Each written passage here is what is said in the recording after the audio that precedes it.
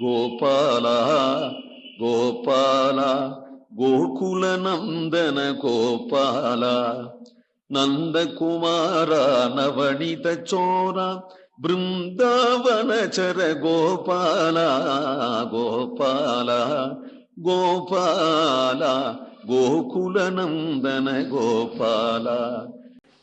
ஒரு பெணி நங்கையை தேரேற்றி கொண்டும் விருப்புற்றங்கேக விரைந்ததின் வந்து செருக்குற்றான் வீரம் சிதைய தலையை சிறைத்திட்டான் வன்மையை பாடிப்பற தேவகி சிங்கத்தை பாடிப்பற.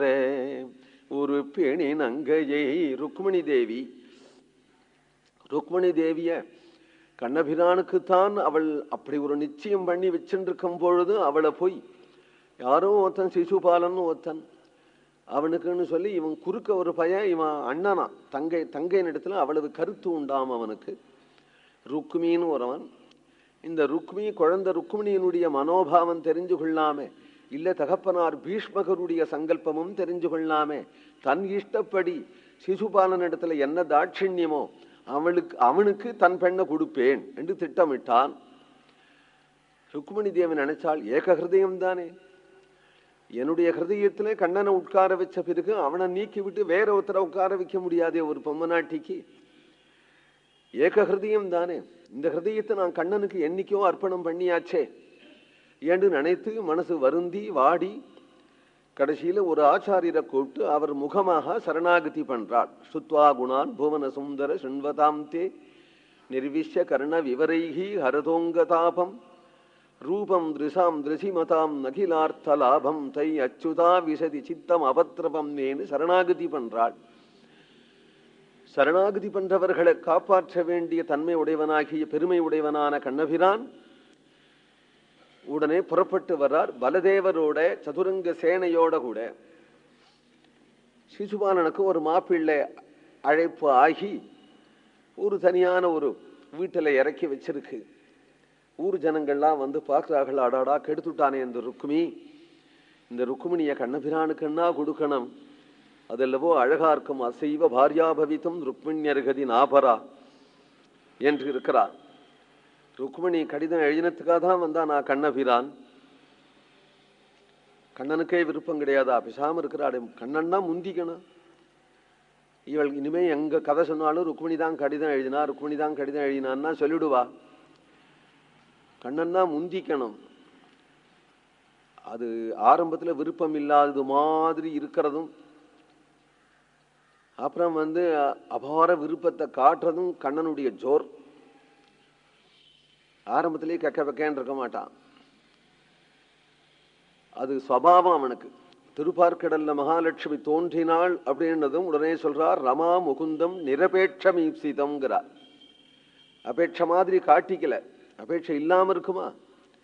நிரபேட்சம் ஈப்சிதம், நிரபேட்சனை போல உட்கார்ந்து கொண்டிருந்தான் அப்படிங்கிறார். மாலை போட்ட பிறகு தெரியும் நிரபேட்சனா சாபேட்சனான்னு. மாலை போட்டாச்சு, போட்டா பக்கத்துல கொண்டானே ஒரே கூட்டமா இருக்கு, அதுவும் அசுர கூட்டம், தேவ கூட்டம். பக்கத்துல உட்கார்ந்து கொண்டானே உடனே வட்சோணி வாசமகரோது பரமம் சித்த கூட அந்த பிரியாம அவள் தலையில கட்டுறா, அகலகில்லேன் இறையும் என்று அப்படின்னு அவள் தலையில கட்டுறாளே தவிர இவர் தான் அகலகில்லேன் இறையும் என்று ஒரு க்ஷணம் கூட உன்னை விடமாட்டேன்.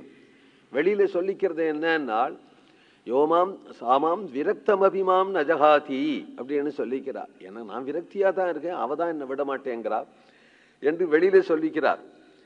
ஸ்ரீயப்பதியாக இருக்கக்கூடியவன், தன்னுடைய வட்சஸ்தலத்துக்கு விட்டு நீங்காதபடி இருக்கக்கூடியவன் இப்பொழுது ருக்மிணியினுடைய விருப்பத்துக்காக அப்படின்னு சொல்ல வேண்டியிருக்க, விருப்புற்று அங்கேக விரைந்தெதிர் வந்து கண்ணபிரானுக்கே இருக்கக்கூடிய விருப்பத்தை ஆழ்வார் சொல்றார். ருக்மிணிக்கு உள்ள விருப்பம் அப்படிங்கிறது இல்லை, விருப்பம் இல்லைன்னு சொல்ல முடியுமா? ருக்மிணிக்கு விருப்பம் இருந்தா ஆச்சரியம் இல்லை, அந்த ருக்மிணியின் இடத்துல கண்ணனுக்கு இருக்கக்கூடிய விருப்பம். அதனால உறுப்பிணி நங்கஜை தேரேற்றி கொண்டோம். ருக்மிணி தேவி ஸ்வயம்வரத்தில் அங்கு வர உடனே அவளுக்கு கை கொடுத்து தன்னுடைய ரதத்தில் ஏற்றுக்கொண்டு விருப்புற்று ஏற்றுக்கொண்டு அங்கே தன்னுடைய இடமா இருக்கக்கூடிய துவாரகைக்கு செல்ல விரைந்து எதிர்வந்து செருக்குற்றான் வீரம் சிதைய எதிர்த்து வந்தவனாகிய ருக்குமி, ஜராசந்தன் முதலியவர்கள்லாம் எதிர்த்து வந்து தோத்து போயிட்டார்கள். கடைசியில் ருக்குமிகிட்ட கவி சொன்னார்கள், ருக்குமி தன் படையை எடுத்துக்கொண்டு பெரிய யுத்தத்துக்கு வர அந்த ருக்குமிணிய உயிரோட பிடிச்சு அவனுடைய தலையை சிரைத்திட்டான் வன்மஜை. கொச்சையா பேசுறார். தலையை சிரைத்திட்டான் வன்மஜை பாடிப்பற.